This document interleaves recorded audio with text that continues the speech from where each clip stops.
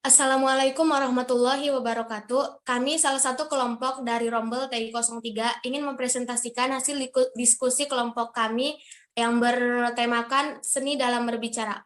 Sebelumnya kami akan memperkenalkan anggota dari kelompok kami.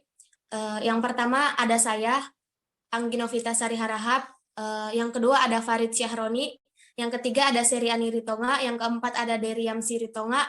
Yang kelima ada Restu Abi Sucipto, yang keenam ada Muhammad Fakih Azhar, dan yang terakhir ada Muhammad Amar Ayasi. Dan dengan materi yang selanjutnya akan dijelaskan oleh rekan saya. Kita semua harus berbicara. Berbicara adalah sebuah aktivitas yang sering kita lakukan. Namun, tidak semua orang bisa melakukannya dengan baik. Sebagian orang menjadikan aktivitas berbicara menjadi bagian dari mata pencahariannya, seperti guru, pedagang, MC, konsultan, dan profesi sebagainya. Berbicara merupakan suatu bentuk komunikasi manusia yang paling mendasar, yang membedakan kita sebagai suatu spesies. Tak seorang pun tidak dapat Anda ajak bicara bila Anda memiliki sikap yang tepat. Fun fact, berdasarkan riset yang telah dilakukan, laki-laki berbicara 7.000 kata per hari, sedangkan wanita berbicara 20 kata per hari, 20.000 kata per hari.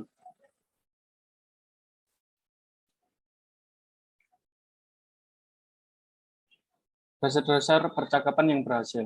Bagaimana dasar-dasar yang berhasil? Berbicara itu layaknya memasak, mengendarai mobil, dan bermain gitar.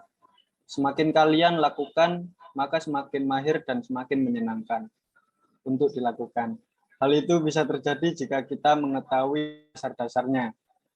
Lalu apa dasar-dasar tersebut? Dalam sebuah percakapan, 4 hal yang menjadi dasar utama, yaitu yang pertama, kejujuran. Yang kedua, sikap yang benar. 3, minat terhadap orang lain atau antusias. Dan yang keempat, keterbukaan terhadap diri sendiri.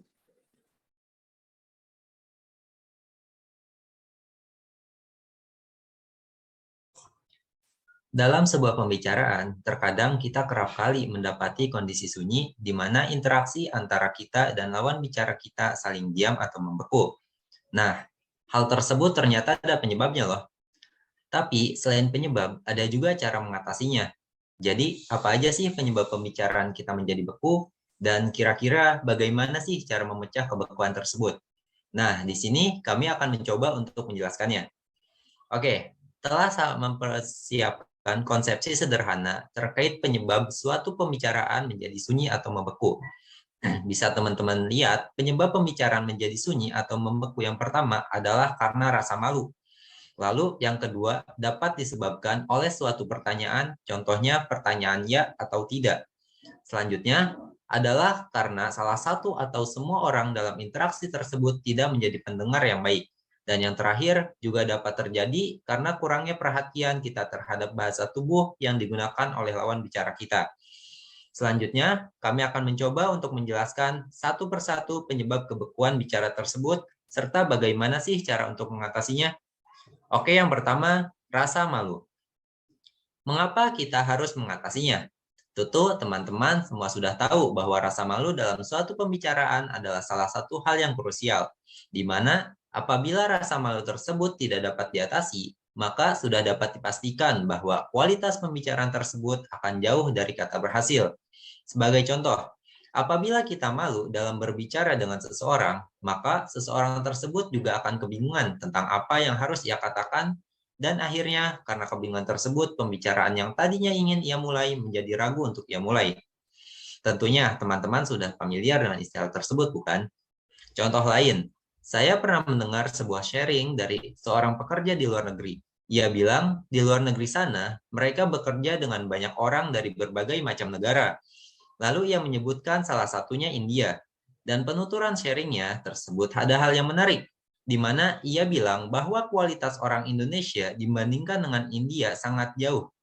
Saya kaget dong, tapi ia menambahkan, namun sayangnya orang Indonesia sangat malu untuk menunjukkan kehebatan dirinya. untuk berbicara. Mereka hanya bisa menilai dari belakang tanpa berani berbicara langsung. Beda dengan orang India yang apabila pertanyaan diajukan, maka akan langsung aktif menjawabnya. Walaupun jawaban ia yang berikan belum tentu relevan. Teman-teman juga pastinya sering melihat beberapa tutor dari India, mereka sangat fasih berbicara seperti I can do this atau yang lainnya. Namun perlu teman-teman perhatikan, tidak semua orang Indonesia ya. Kira-kira teman-teman semua termasuk pada hal yang demikian atau tidak nih? Oke, kita masuk ke cara mengatasi rasa malu tersebut. Bagaimana sih caranya? Yang pertama, pahami penonton atau lawan bicara kita. Yang pertama, kita harus memahami dulu penontonnya. Jangan sampai kita membawakan suatu materi tingkat tinggi kepada anak sekolah dasar. Tentunya tidak akan masuk, bukan? Yang kedua, penguasaan materi yang baik akan sangat membantu. Karena kita akan merasa diri kita mampu membawakan materinya dan bisa menyampaikan kepada orang lain. Dan yang ketiga adalah yang paling penting, yaitu kontak mata. Kontak mata akan memberikan kesan bahwa kita ini antusias dan memperhatikan lawan bicara kita. Maka respon sebaliknya lawan bicara kita pun akan antusias kepada pembicaraan yang kita lakukan. Oke, selanjutnya.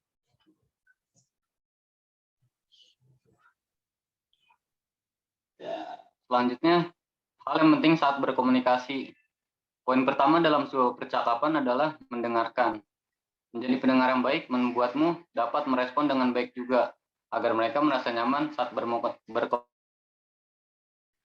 Kedua, dalam memecahkan keheningan, perlu menghindari pertanyaan ya atau tidak. Karena ketika pertanyaan itu selesai atau berhenti, maka pembicaraan itu akan terputus.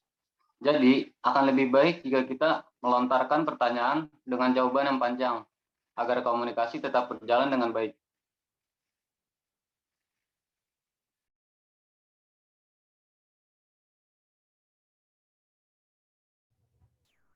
Bahasa tubuh. Apa itu bahasa tubuh? Bahasa tubuh merupakan proses pertukaran pikiran dan gagasan di mana pesan yang disampaikan dapat berupa isyarat, ekspresi wajah, pandangan mata, sentuhan, artefak atau lambang yang digunakan, diam, waktu, suara, serta postur dan gerakan tubuh. Beberapa jenis bahasa tubuh yang harus dipahami dalam berbicara. 1. Gerakan dan isyarat. Gestur adalah suatu susunan komunikasi nonverbal dengan sikap yang dibuat tubuh yang terlihat mengkomunikasikan pesan-pesan tertentu, berpihak kepada yang benar untuk pengganti wicara atau kebersamaan dan paralel dengan kata-kata. Kedua, ekspresi wajah. Seorang public speaker bisa melatih ekspresi wajah yang tepat dan memikat di depan cermin sambil mengucap kata-kata dan memadukan dengan gerakan tangan atau gestur lainnya. Ketiga, suara. Suara merupakan alat komunikasi yang paling fleksibel yang digunakan seorang public speaker. Dengan menggunakan ekspresi vokal yang tepat dapat menemukan suara sejati. Yang keempat, atur pernapasan. Tetap rileks jika menemui kesalahan atau sesuatu yang membuat gugup. Caranya, cukup tarik nafas dalam-dalam dan buang secara perlahan. Yang kelima, kontak mata. Tetaplah melakukan kontak mata seperti halnya Anda berbicara kepada teman dekat Anda. Hindari melihat ke kiri dan ke kanan dengan cepat sebab mengindikasikan Anda terburu-buru dan kurang enak dilihat. Yang keenam, selalu evaluasi diri. Yang terakhir adalah evaluasi diri. Mengevaluasi diri saat sebelum melakukan public speaking sangatlah penting karena evaluasi merupakan bentuk pengulangan atas apa yang sudah dilakukan dalam bentuk suatu perbaikan. Menggiring percakapan. Ada beberapa teknik yang bisa membuat percakapan lebih hidup dan bisa dinikmati semua yang terlibat, yaitu 1. Pilih topik yang dapat melibatkan semua orang. Berusahalah menghindari topik-topik yang hanya menjadi keahlian beberapa orang yang diajak berbicara. Pilihlah pertanyaan yang memancing pendapat semua orang, sehingga dari berbagai kalangan pun turut berpendapat. Kedua, mintalah pendapat lawan bicara. Seberapa hebat kamu menguasai topik yang dibicarakan, perlu akhirnya diseimbangkan dengan orang yang kamu libatkan dalam pembicaraan. Yang ketiga, bantulah orang yang paling pemalu dalam kelompok. Biasanya dalam suatu kelompok, ada 1 atau 2 orang yang tipenya pendiam atau tidak mau mengungkapkan pendapatnya. Bisa jadi karena pendapatnya sudah diungkapkan orang lain, atau mungkin dia tidak merasa percaya diri untuk mengungkapkan pendapat. Bantu mereka untuk mengeluarkan pendapatnya. Yang keempat, jangan memonopoli percakapan, karena itu dapat menyebabkan kamu dianggap orang yang menyebalkan. Berikanlah kesempatan kepada orang yang kamu ajak bicara sama-lamanya dengan yang kamu lakukan. Yang kelima, jangan menginterogasi teman Anda. Jangan mengajukan pertanyaan yang bersifat interogasi dan terlalu dalam. Dan yang keenam, memancing pendapat. Pertanyaan baik adalah yang memiliki daya tarik bagi setiap orang yang menembus batas-batas generasi pendidikan dan strata sosial.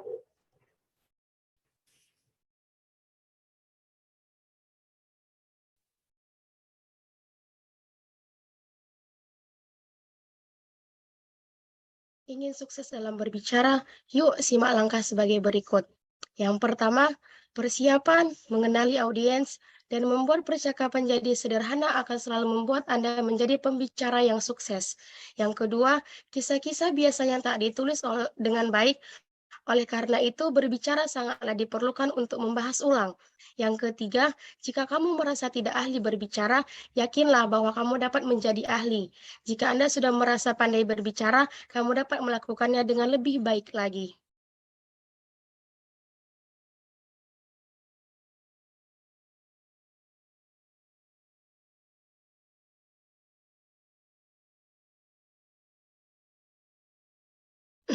Hal yang harus dihindari dalam berkomunikasi. Ada dua hal yang harus dihindari dalam berkomunikasi. Yang pertama, mendengarkan sekedarnya. Yang kedua, memberikan saran sebelum diminta.